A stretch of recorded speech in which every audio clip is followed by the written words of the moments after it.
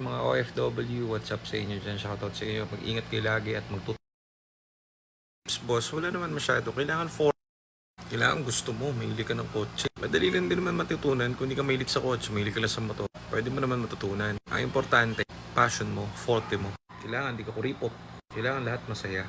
Pag buy and sell ka, bawal kuripot. Di ka pwede magtipid. Kasi marami magtatampo, kukos ng problema. Ngayon, napakadali maging buy and sell. Bakit?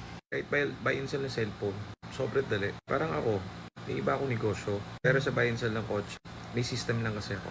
Pero ang maganda dito, bibili kang kotse. Isusurbol ko, may problema o wala. Gagawin kong problem free para tumagal ako sa negosyo. Bumalik yung mga client. Hindi ako masira sa tao.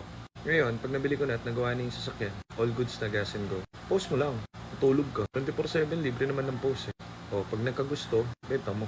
Pag wala pa bibili, gamitin mo, test drive mo. If passionate ka, magsasucceed ka sigurado, boss.